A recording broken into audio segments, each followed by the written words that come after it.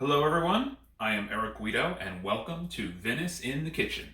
Today I am going to show you how to cook something that a lot of people think is really complicated but is actually incredibly easy, and it's one of my favorite things to eat when I eat out. In fact, when someone were to ask me what kind of food would you like to eat tonight, where would you like to go, I will almost always tell them that I want to go to a Mediterranean restaurant. For one thing, it's incredibly easy on my diet, but also for another thing, it's an incredibly healthy kind of food to eat, and it's extremely diverse. Almost anyone can find something.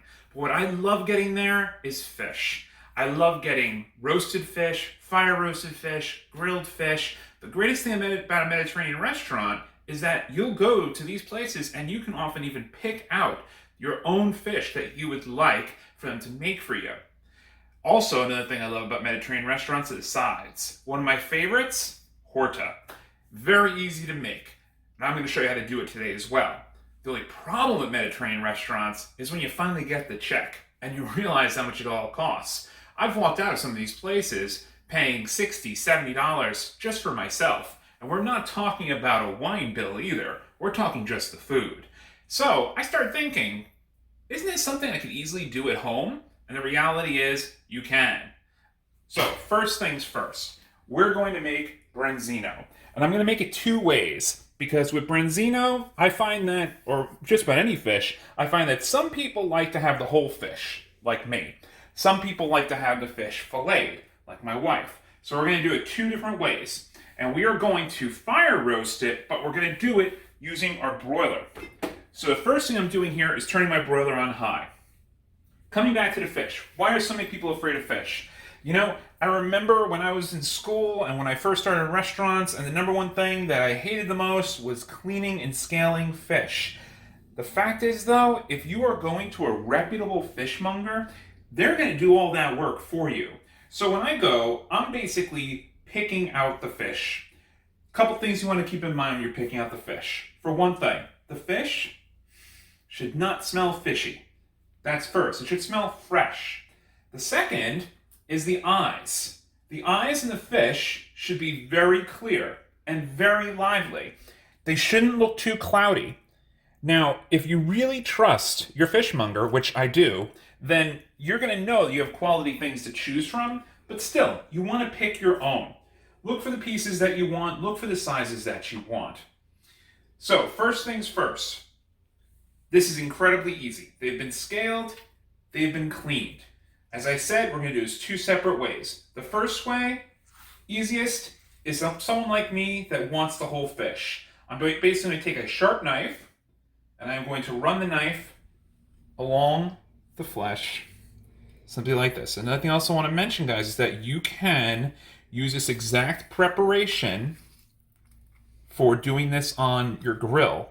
Either a stovetop grill or the grill outside. That's number one. These are all the cuts I need to make on the fish that I am going to be serving whole. On the one I'm going to fillet, we're doing it a little differently. Feel along the backbone. You basically want to take your knife and run your knife right down the skin of the backbone. We are not taking the bone out at this point. We are just separating the skin along the side of the backbone. Turning it over and doing the same on this side. What this is basically doing is it's making it so that when this goes underneath the broiler, it's automatically going to start separating the flesh from the bone. Let's make sure I got deep enough on this side.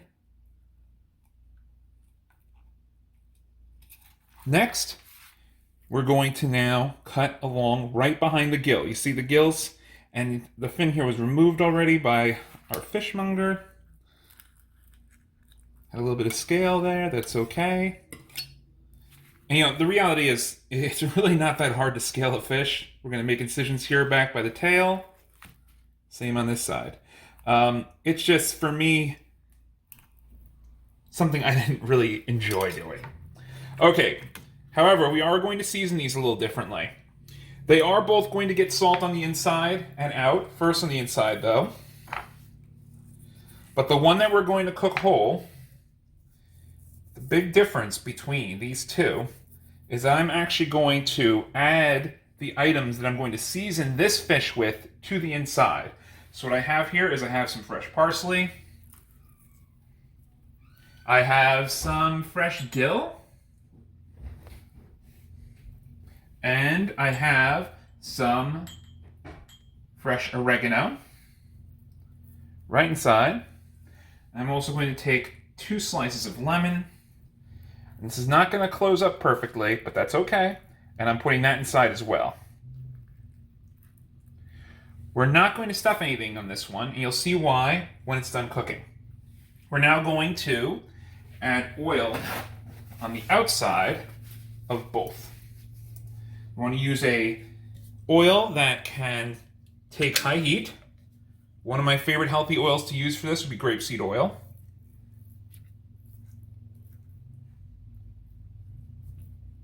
Important part of the process, everyone.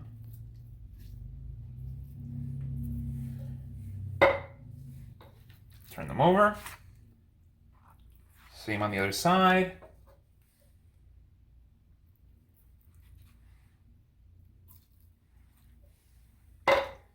And now liberally season with salt.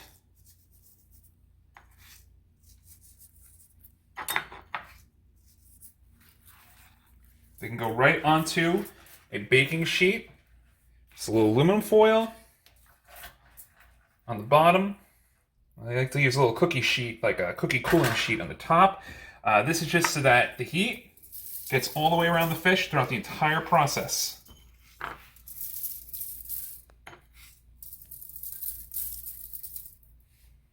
And from here,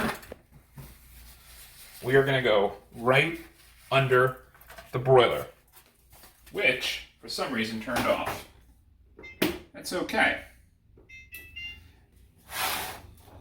We're going to take a really quick break so that gets started, and then I'll be right back to show you how we're going to keep this going. Okay, we had a little delay, but that's really not a problem because I used the time to reset my station. Always important thing to do when you have the time to do it, everyone. Okay, so as I was saying, we're going to put these right in, under the broiler. Broiler is on high. And I'm going to set my timer for 7 minutes. 7 minutes is my guide. Doesn't mean they're going to be exactly done to flip in 7 minutes, because they're going to get another 7 at least on the other side. This is just when I'm going to need to check in on these. And while that's working, we're going to start our Horta. So, Horta. This is so simple. And the funny part is, for as simple as it is so good. So, a classic Horta comes from a time in Greece when preparing a meal for the family, the person preparing it would simply go out into the field and pick field greens to bring back and to quickly saute for their meal. The reality is, though, it's so full of flavor. I love using bitter greens for this, so I'm using Swiss Chard. But the reality is that you could use broccoli rabe. In fact, I love doing this with broccoli rabe. You could use kale. You could use just about any kind of bitter green. Escarole, any kind of bitter green you can imagine. Do make sure, though, that when you buy these and you prep this, that you wash it well. Because one thing about these is that when you get them directly from the supermarket, they're often sandy. And I do like to include some of these stems. There's a lot of nutrients in here. And I know it looks like a lot, but if you think about it, if you've ever sauteed spinach, very similar effect here. This is going to seriously cook down. It's also incredibly fast. Flavorful and fast. Other things that I've done here is I've prepared some slices of lemon. We already talked about the fresh herbs. Simply washed, rough chop. Do look to make sure there aren't any rotten pieces as you work through these.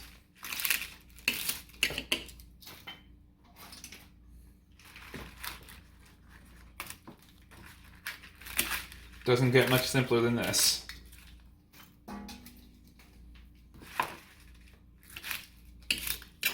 Beautiful. These can go right back in here. I'm not going to start this yet because, like I said, this is a very fast process. Going to move these over here. Other things I have prepared for this is I have just some olive oil for the saute, a little bit of white wine vinegar, and then I have some feta cheese. And the reason I have 2 different feta cheeses is that I personally prefer either a sheep's milk feta or a Bulgarian feta. It's just a personal preference. There's a richness to Bulgarian feta that I love. It's very creamy. While my wife prefers a cow feta, which is actually the most common feta you're going to find in the United States. It's just a matter of preference. You can choose whichever one you want to use. Let's take a quick look at how we're doing. And they are coming along nicely. Great. So, really quick, we're going to talk about wine. This is the easiest part. Like I said, there's nothing hard about anything that we're doing here today. Pairing wine with a roasted white fish, especially if we're doing fresh herbs and we're using lemon, is so simple. First and foremost, number one thing I would think to go with, Sancerre. Loire Valley Sauvignon Blanc. Any kind of wine where you're going to get citrus notes, good high acidity, minerality is going to work with this dish. This is a perfect pairing. Another way to go, Riesling. Although I like to go with a dry Riesling. The added sweetness, if you were to go with anything that is Cabernet or Spätlese, might overpower the flavor of the fish. Now, a white fish is going to be a little sweeter, but still, you want to go dry. And another way to go, white Burgundy. Chardonnay. But do make sure you stay away from anything that is heavily oaked.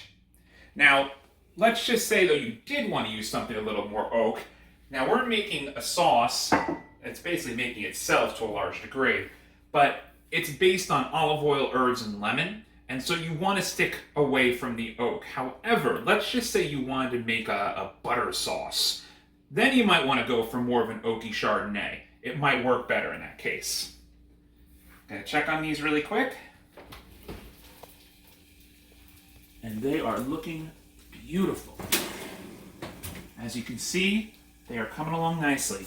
I'm just going to move the pan around to make sure that we have a nice, even char. Let's take a short break. As soon as I'm ready to flip those, we'll tune back in, and then we'll wrap it up after that. See you soon. Okay, so my 7-minute timer has just gone off. I am going to grab a flipper for the fish, which is usually here. There we go. Like everyone's kitchen, too many tools, too few drawers to pull them from. Now we're going to pull the fish out, take a look at it really quick. Beautiful. These guys are ready to flip.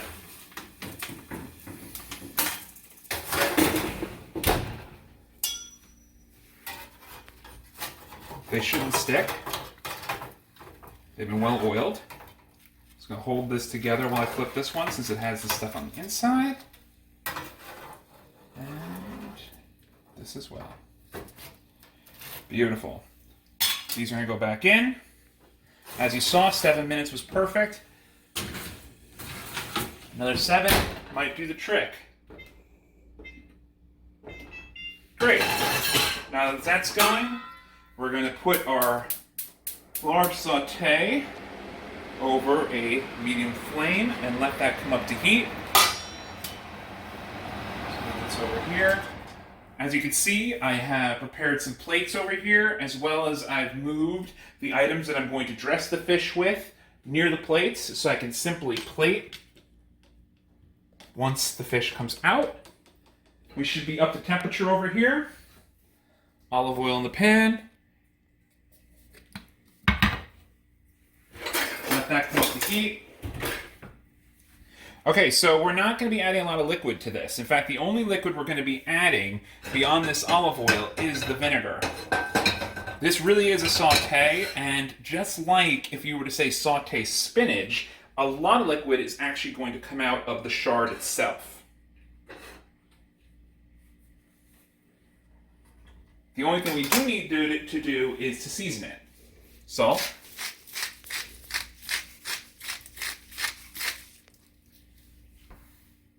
And a small amount of pepper.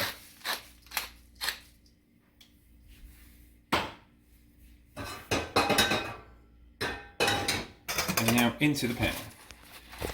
You know, another thing I'd like to do with a roasted fish, fire roasted fish, Mediterranean style like this would just be as simple as a Greek salad.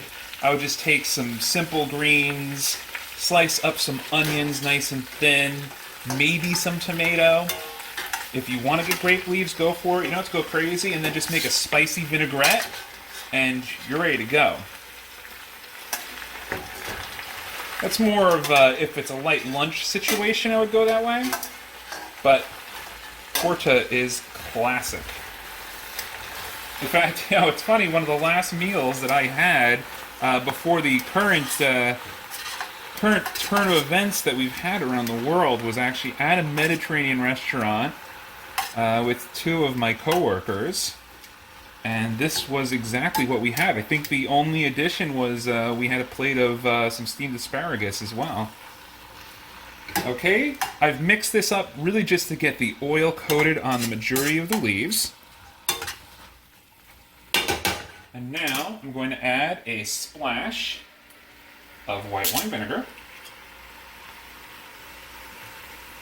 You go apple cider vinegar here.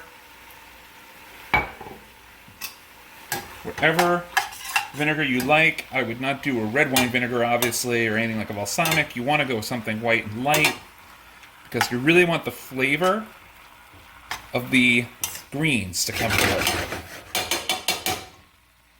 I am now going to cover it and bring my flame down low. All right, we're going to take another short break. As I said, this is incredibly easy. So we're going to take a short break, and when we come back, we're going to finish this all up. Okay, let's finish this up. Okay, so Horta, checking on that really quick. Looks perfect. We're going to take it off the flame completely now and just move it to the side. They'll stay nice and warm right where it is. Our fish had another 16 seconds left. These guys are ready to go.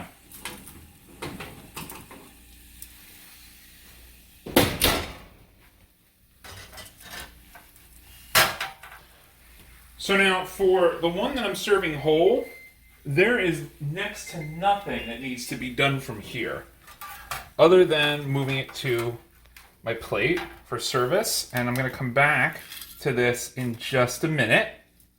As for the other one, here's what we're going to do.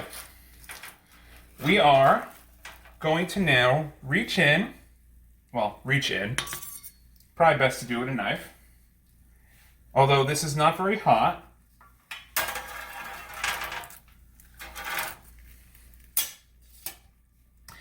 And now, see, the reason why we made this incision is that the backbone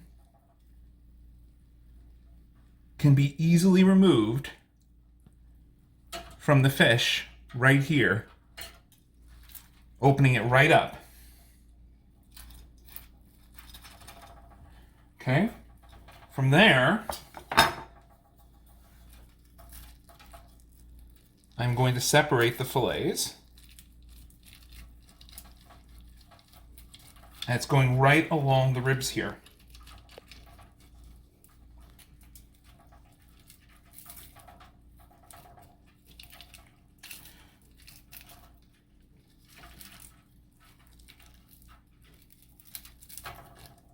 Keep that skin. As you can see, this has essentially removed the fillet from the bone almost perfectly, leaving literally nothing here. There's no waste whatsoever.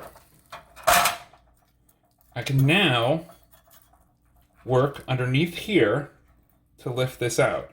And you know, this is the big thing for the most people that like to have the fish fillet is they simply don't want to, they don't have to do this work. And I get it. Trust me. I totally get it. I just happen to be a fan of the work, I suppose.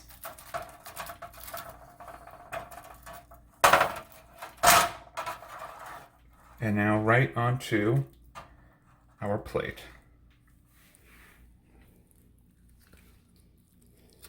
So for the person who doesn't want to see the fish head and the bones, they're set. Now, like I said, for the whole fish, we've already seasoned it. But now for this one, we're going to season it here. We're going to do some fresh parsley, some fresh dill, some fresh oregano. I'm going to zest a bit of a lemon here. Forgive me for not having a lemon zester, something that I realize I will need to get soon.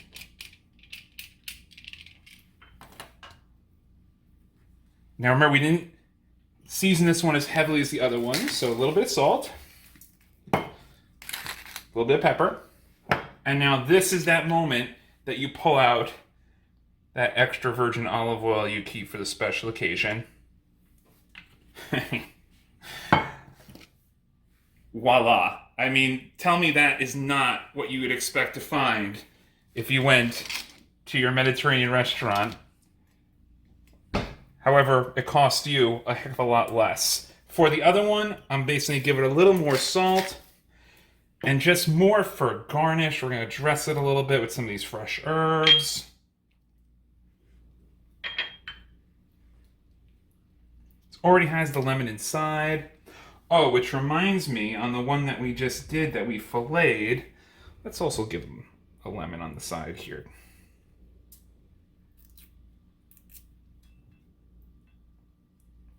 Who doesn't like to squeeze their own lemon on their fish, correct?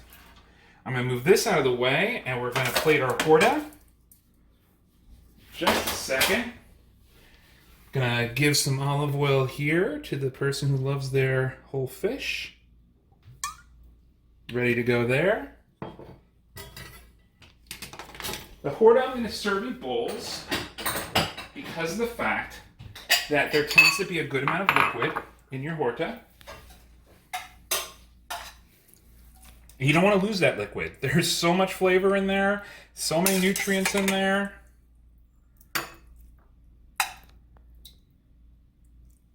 Okay, almost done. So simple. For the lover of cow milk feta. For the lover of Bulgarian feta. Cap this off. A little bit more of the Horta.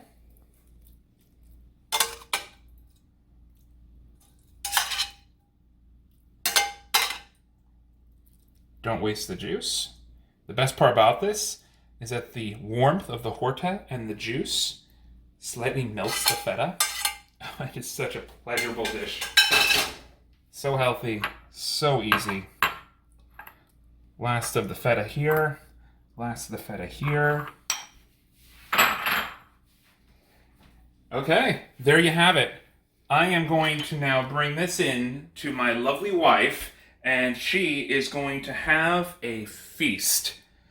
Guys, as you can see, this is amazingly simple to do. I really hope that you try it. It's both ways, very easy. It's all about the preparation, the cuts, picking the right fish, but this is so simple. This may have been the easiest Vinous in the kitchen I have ever had to film, but it's going to be one of the most enjoyable meals I get to have after. Until next time, thank you for joining me.